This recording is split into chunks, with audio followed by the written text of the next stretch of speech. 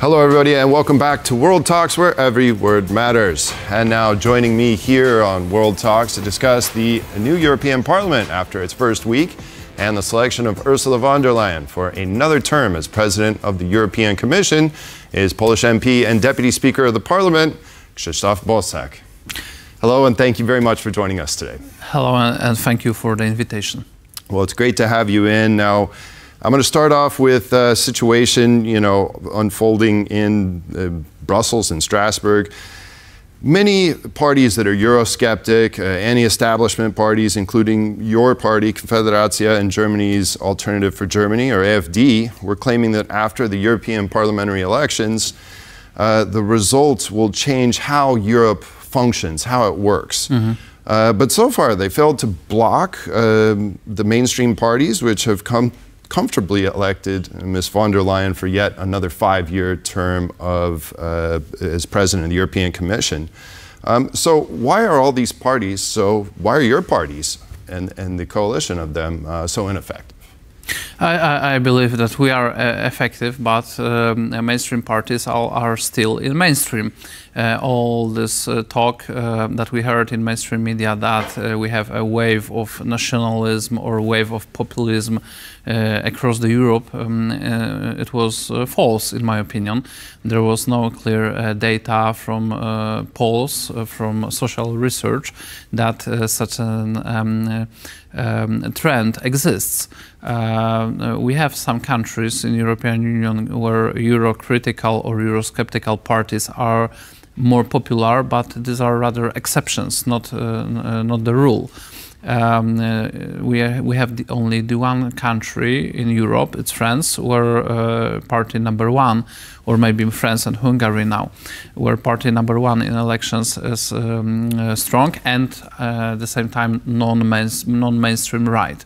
So during electoral campaign, I always claimed in my speeches that there will be no revolution in European institutions after elections, that it will be maybe a little bit shift in the proportion between mainstream parties and alternative right, or maybe alternative left also, like in Germany, parties.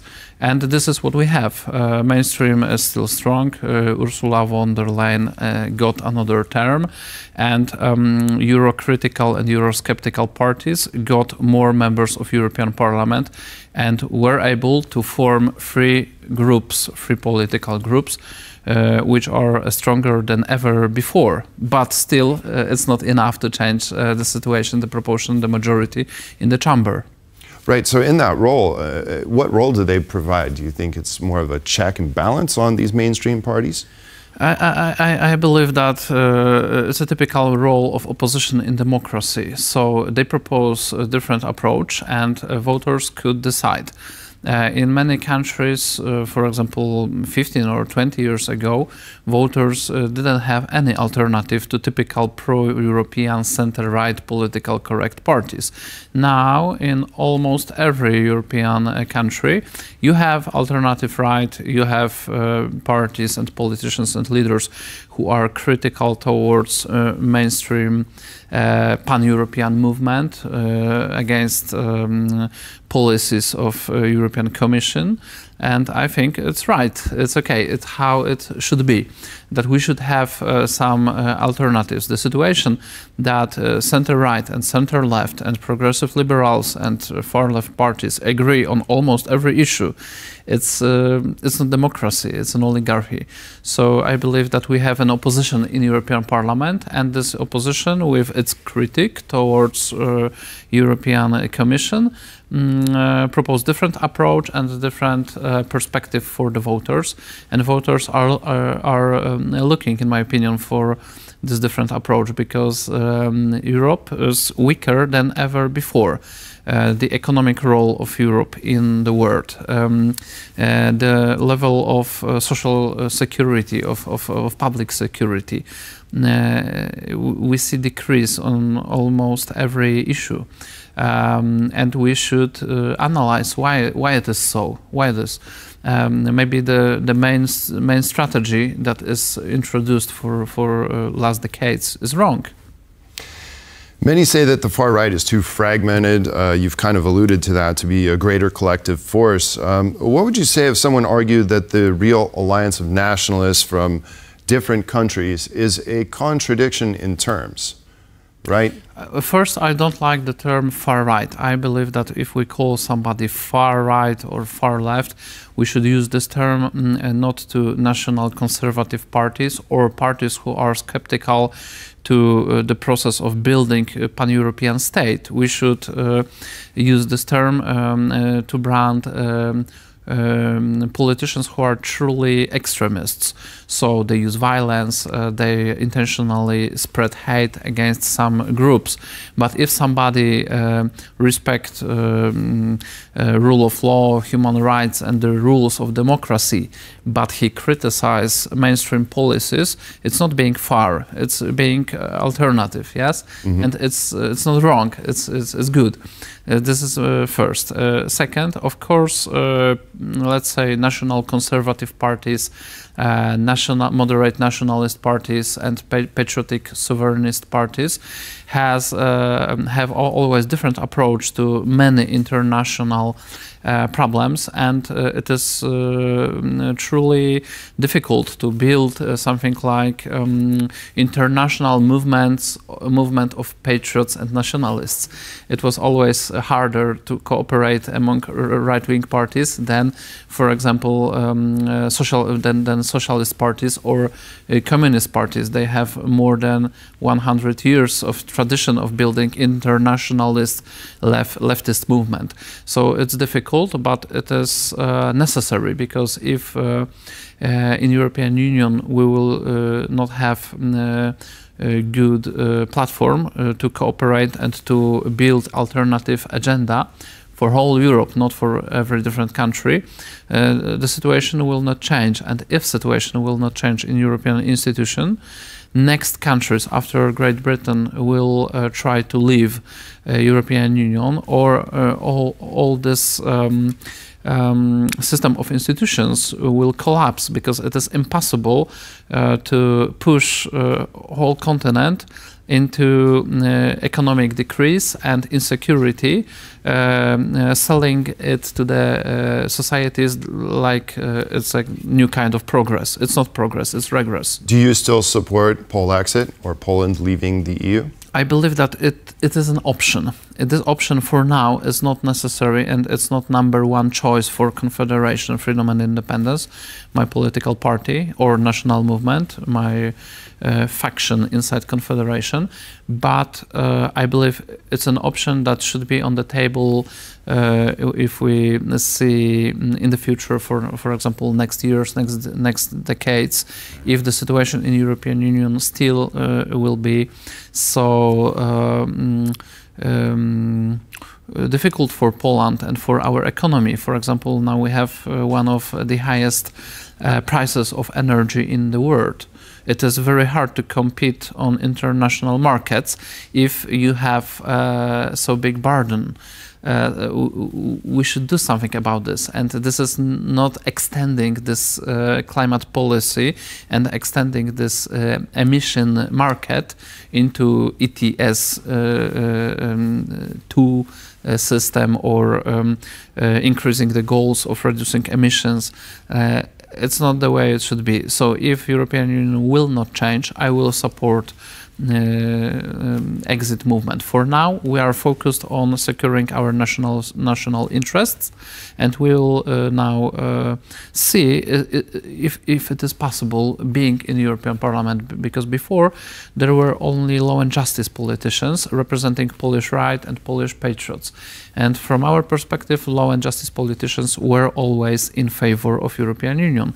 They supported joining to European Union, they supported Lisbon Treaty, they supported climate policy, they supported Fit for 55, they supported many things that we would never support European Green Deal as well. Is it the price of energy? Do you believe that if Poland was somehow outside the European Union and it controlled its own energy policy, somehow it would it would be able to buy energy cheaper somewhere on the world markets? Or Or do you think it's rather the effects of producing energy is cheaper than the current price. Current price is almost doubled by artificially created system of costs, of taxes, carbon taxes. We call this permission for emission. Yes, and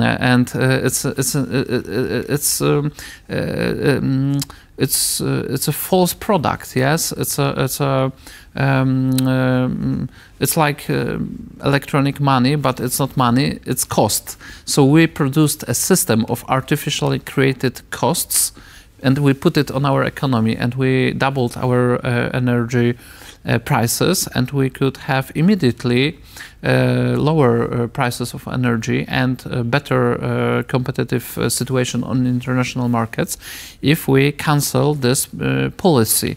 But of course, we understand that they are going not only they are not going to cancel this policy. They are going to extend this policy, because they believe that this is the only one option that we should go, and we should give a good example to the world. But in China and in the US and in India, nobody waits for a good example from Brussels. It's for me, it's so naive that I can't believe that sane people who are political leaders can propose something so stupid. I want to ask you about your colleague Eva Zajączkowska-Herning. She gave a scathing speech in rebuttal of von der Leyen's candidacy. But in reality, don't you appreciate the fact that under her leadership, the EU has managed major crises such as the pandemic, the war in Ukraine? What should have been done? What would you have done differently? Well, we do not think that this crisis management was even close to be good management. We believe that COVID policies were based on false claims and were bad for economy and bad for public health. We believe that all these vaccine orders in international corporations, maybe it was corruption, maybe it was stupidity, but it was very non-transparent and beneficial for European countries. For example, our government, that time it was Law and Justice government, bought many times more vaccines than all Polish society could take. It was maybe it was corruption, maybe it was completely incompetence and unprofessional behavior, but we are very critical, and European institutions were part of this problem. Then Ukraine, we believe that introducing I can't even count now, it's 12 or 14 parts of sanctions towards Russia, and it's still not effective. It's it's bad. It's a bad policy. Then supporting Ukraine with weapons, too small, too late. Supporting refugees. Brussels did nothing to support Poland when we took millions of Ukrainian refugees. So we are critical to this crisis management, and we are very critical to most important policies introduced by von der Leyen. So first, climate policy, European Green Deal. It was her most important issue. Then migrant compact. We are critical. We believe it's a bad direction. We should go to the opposite, not build the system to distribute illegal migrants around Europe, but to secure the borders. And we are ready to support every country in Europe to secure border, but not taking them and putting them and giving them everything and encouraging next thousands and millions to come here. It's very, very bad direction. In fact, for me, it's very hard. For me, it's very hard to find anything good in, let's say, von der Leyen work in European institutions. In speech, she did say she was going to triple the amount of Frontex from 10 to 30,000, but I don't know if that... For us, Frontex, I talked with people who work in Polish border guards, and I asked them a serious question. Do you feel any support from Frontex? Do you feel that they will solve any problem that we have on our border? And they said the answer is obvious, no. They could only create new legal problems between Poland and European Union and on our borders. Then they do not have men that they could send in the field to work in the field to secure the border fence.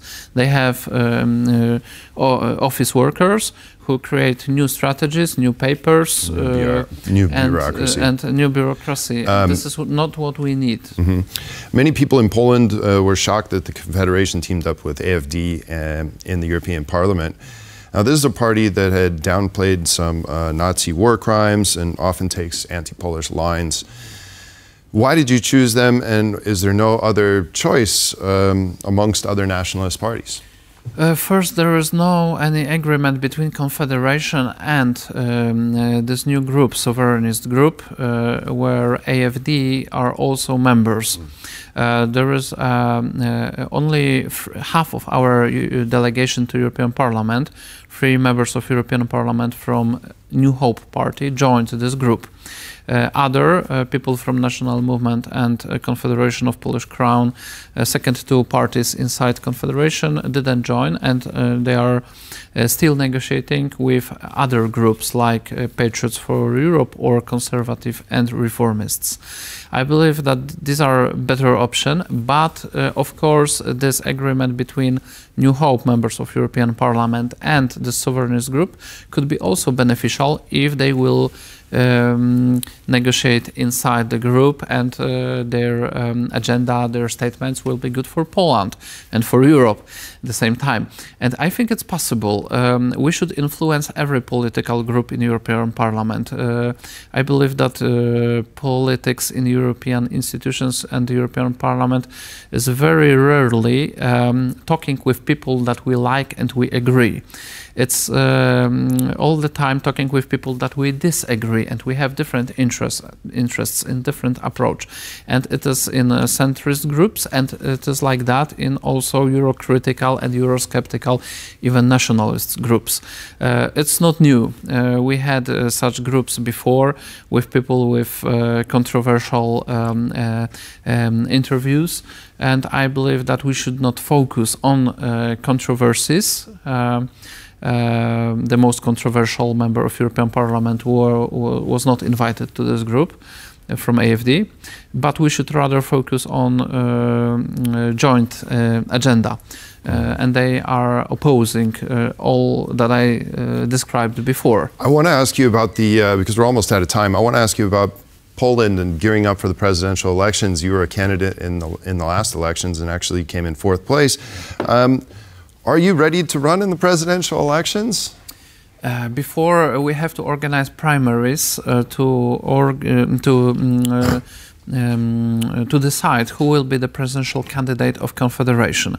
For now, we have 2 or 3 leaders who would like to be presidential candidates. Are you one of them? Yes, I said many times that I will start in primaries if we organize them. Second is, of course, Sławomir Mencen, a leader of New Hope. And the third, who is thinking whether to start in primaries to be a candidate or not, is newly elected member of European Parliament and the leader of the third party inside the Confederation. His name is Grzegorz Braun. Mm-hmm. And he was also a presidential candidate in 2015. So we have, let's say, we have a menu of candidates. When do you hold your primaries as a party? I think we should decide this month or another, and we should organize this this year. All right, Krzysztof Bosak, Deputy Speaker of the Polish Parliament, thank you very much for joining me today. Thank you very much for the invitation and for this conversation. Thank you. And that concludes this edition of World Talks. Thanks for joining us, and stay with us for more here on TVP World.